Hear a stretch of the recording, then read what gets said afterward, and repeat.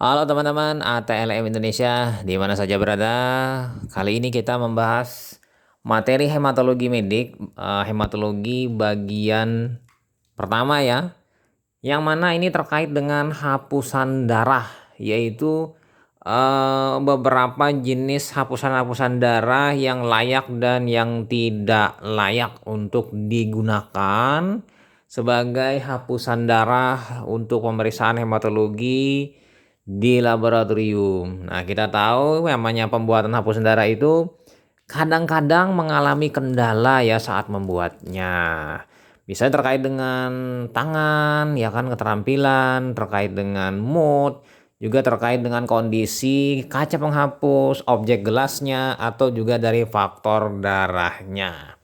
Nah, kualitas dan bentuk menjadi karakteristik keahlian tangan dalam membuatnya. Juga yang lain-lainnya yaitu terkait dengan ukuran dan kesempurnaan menjadi kunci dalam membuat hapusan darah.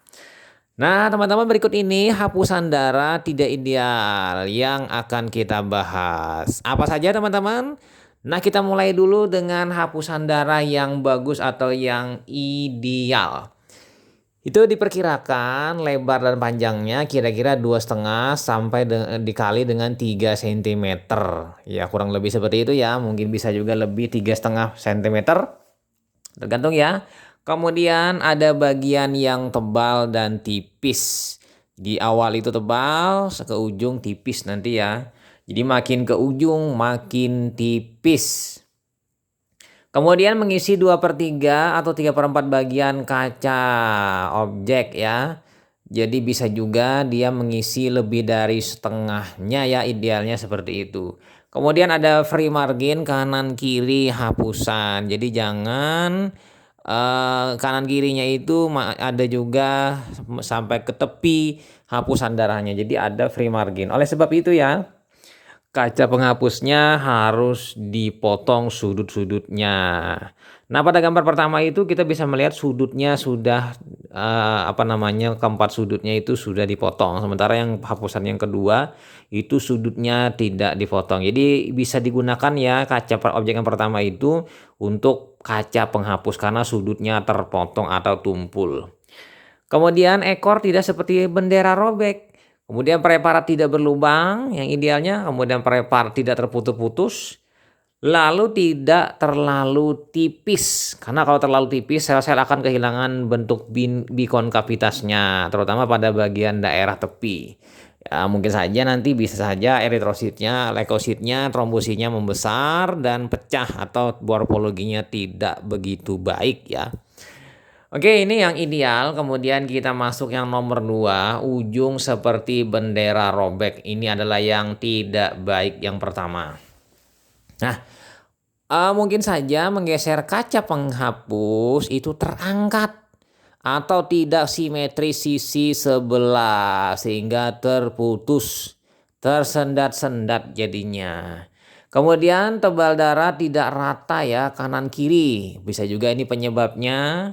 Kemudian teknik menggeser kaca hapusnya itu ragu atau tidak konsentrasi. Ini terkait dengan moodnya. Kemudian belum sempat merata dalam mengisi area kaca penghapus, sudah didorong kaca penghapus. Akibatnya maka seperti bendera robek.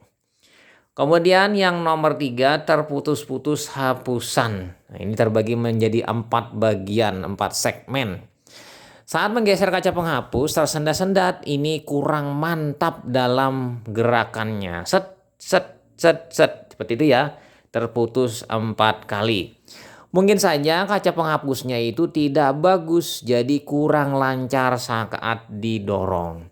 Distribusi mungkin di sini sel leukositnya akan tidak baik. Jadi terutama sel-sel yang berukuran besar mungkin saja tertumpuk atau rusak atau pecah. Jadi ini sulit ya, dan terputus-putus ini sulit nanti melihat di lensa objektif 100. Kita ada seolah-olah seperti ada lapang pandang atau zona kosong berpindahnya lapang pandang. Jadi ini sangat tidak layak. Nah, kemudian lanjut yang nomor 4, pendek, ekor lancip, mengkerucut di tengah. Jadi seolah-olah seperti segi lima ya. Segi lima ujungnya yang mengerucut. Nah, ini mungkin tetes darah yang disebar ke kaca penghapus belum merata di kanan kiri, sudah digeser kaca penghapus. Sehingga masih di tengah darahnya tadi, akibatnya hanya memanjang di tepi, di tengah saja. Nah, kemudian lagi ada kecenderungan tebal di bagian kiri kanan distribusi sel. Nah, ini ya. Nah, walaupun masih bagus sebenarnya ini, tapi kurang ideal untuk dipakai untuk hapusan darah yang diperiksa di laboratorium. Nah, lanjut yang nomor 5 yang tidak baik yaitu terlalu pendek sekali. Ini terlihat dari gambar sangat pendek sekali. Ini akibatnya karena memakai darah terlalu sedikit, suhu terlalu rendah di bawah 35 derajat sehingga didapatkan hapusannya pendek. Mungkin saja ditemukan kondisi dengan kadar hemoglobin di atas 16 gram per dl atau cenderung pendek hasilnya ya. Jadi dia cenderung pendek hasil hapusannya. Jadi mengatasinya ini dengan ditambah lebih banyak darahnya agar hapusannya panjang bila menghadapi darah dengan kadar hemoglobin di atas 16 gram per dl. Biasanya ini ditemukan pada kasus hapusan darah dengan darah bayi baru lahir. Karena biasanya baru lahir itu hemoglobinnya mungkin saja 18 atau 20 ya atau 21 gram per dl. Nah, kemudian lanjut yang nomor 6 yang tidak ideal lagi yaitu panjang kurus seperti pada gambar. Hal ini disebabkan karena menggunakan kaca penghapus langsung digeser tanpa memperhatikan darahnya sudah menyebar ke kanan kiri lebih dahulu. Jadi ya seperti itu, kemudian bisa saja kejadiannya memakai kaca penghapus kecil seperti cover gelas kecil 18 kali 18. Atau mungkin saja kaca penghapusnya tidak rata kanan kirinya. Yang rata itu di tengahnya. Jadi darah hanya menyebar di tengah saja pada saat digeser.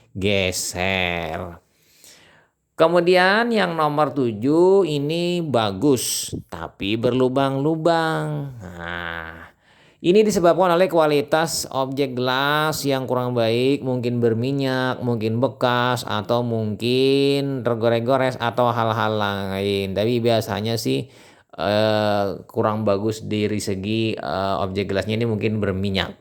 Atau bisa juga disebabkan oleh darahnya sendiri yang bermasalah. Darahnya mengalami penggumpalan sendiri atau istilahnya sepaglutinasi.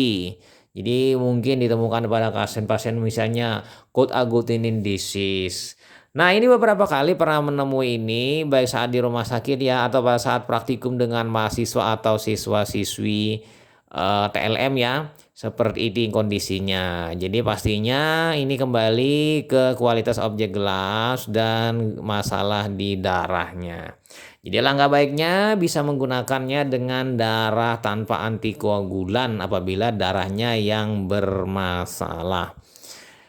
Kemudian kita pindah lanjut yang nomor 8 yang hapusan yang tidak baik atau kurang baik adalah ekor asimetris. Panjang pendek, ada yang panjang, ada yang pendek. Jadi ya seperti bentuknya miring ya, miring. Nah, mengapa seperti itu terjadi? Ini akibat penyebaran darah tidak merata di sisi kanan kiri gelas penghapus, sehingga hanya satu sisi yang baik. Saat dihapus, maka akan panjang sebelah. Nah, bagaimana dengan penggunaan ini? Sebenarnya ini karena tidak seimbang menekan kaca penghapus saat menggeser. Lalu kalau digunakan bagaimana? Nah, secara umum ini sebenarnya masih cukup baik, walaupun secara kelayakan masih memadai digunakan. Ini tidak baik, tapi kalau kondisi terpaksa ya boleh-boleh saja. Oke ya lanjut yang terakhir itu adalah nomor selanjutnya yaitu bagian tengahnya kosong, tipis kosong. Jadi di samping kanan kirinya yang tebal. Ini disebabkan oleh kebalikan dari nomor 8 dan nomor 4 ya kebalikannya. Lalu mungkin saja ini darahnya dibuat 2 tetes di kanan kiri. Jadi saat didekatkan kaca penghapus, darah tidak serta-merta menyatu ke tengah secara merata, menyedot ya, membagi di area kaca penghapus sehingga di sini seolah-olah kosong di tengah. Mungkin lagi penyebab lain karena penggunaan kaca penghapus yang sudah tidak baik lagi dan tidak rata ujungnya.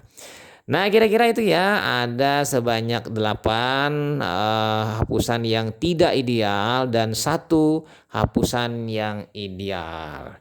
Nah, sebagai penutup atau kesimpulan dari apa yang kita bahas kali ini ya teman-teman. Pertama yaitu kualitas objek gelas dan kaca penghapus itu sangat berpengaruh ya kepada hasil hapusan.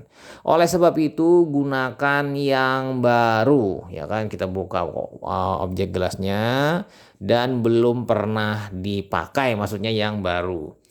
Yang kedua, kondisi tertentu, faktor darah yang bermasalah sehingga hapusan bisa saja berlubang-lubang. Dan dibuat berulang-ulang tetap hasil sama, ini bisa saja disebabkan oleh faktor darah tadi. Jadinya untuk mengasah keterampilan, teman-teman membuatnya berulang-ulang dengan darah mungkin yang sama atau berbeda sebagai latihan. Nah, sebagai penutup dari kesimpulan nomor 4 yaitu sebaiknya dibuat dari darah tanpa antikoagulan. Ini adalah yang paling terbaik untuk membuat hapusan darah karena tidak tercampur dengan antikoagulan. Ya, walaupun ya pakai antikoagulan itu juga bagus. Nah, kira-kira itu teman-teman materi kita yang kita bahas tentang hapusan darah. Ada yang tidak ideal atau kurang ideal dengan yang ideal. Sampai jumpa di video-video selanjutnya. Salam ATM Indonesia. Bye.